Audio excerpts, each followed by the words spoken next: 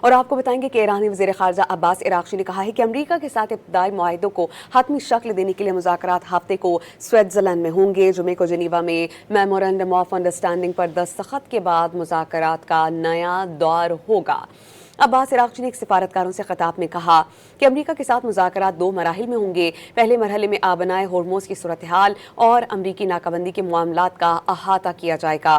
امریکہ اسرائیل کی بمباری میں ایران کے انفراسٹرکچر کو ہونے والے نقصانات پر بات ہوگی۔ دوسرے مرحلے میں ایٹمی تنازع اور پابندیوں میں نرمی کے مسائل کو حل کیا جائے گا۔ ایران نے پیر کی صبح سے تمام محاذوں پر جنگ کا خاتمہ کر دیا۔ اسرائیل کا لیبنان پر کوئی بھی حملہ اس کے علاقوں پر قبضہ امریکہ کے ساتھ معاہدے کی خلاف ورزی تصور کیا جائے گا۔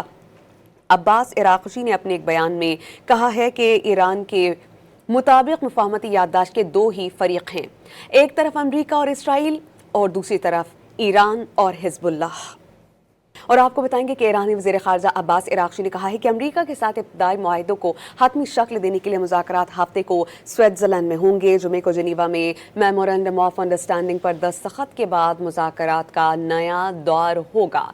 عباس عراقچی نے ایک سفارتکاروں سے خطاب میں کہا کہ امریکہ کے ساتھ مذاکرات 2 مراحل میں ہوں گے۔ پہلے مرحلے میں آبنائے ہورموز کی صورتحال اور امریکی ناکابندی کے معاملات کا احاطہ کیا جائے گا۔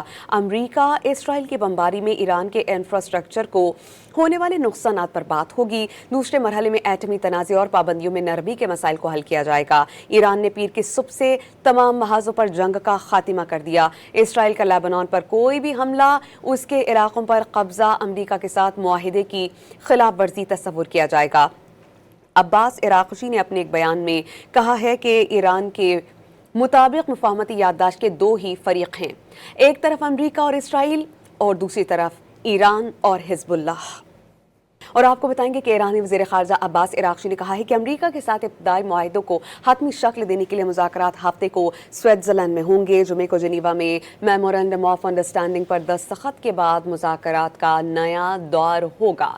عباس عراقچی نے ایک سفارتکاروں سے خطاب میں کہا کہ امریکہ کے ساتھ مذاکرات 2 مراحل میں ہوں گے۔ پہلے مرحلے میں آبنائے ہورموز کی صورتحال اور امریکی ناکابندی کے معاملات کا احاطہ کیا جائے گا۔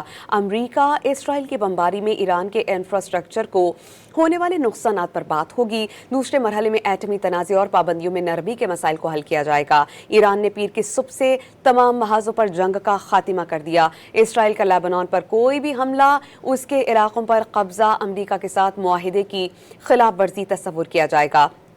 عباس عراقچی نے اپنے ایک بیان میں کہا ہے کہ ایران کے مطابق مفاہمتی یادداشت کے 2 ہی فریق ہیں، ایک طرف امریکہ اور اسرائیل اور دوسری طرف ایران اور حزب اللہ۔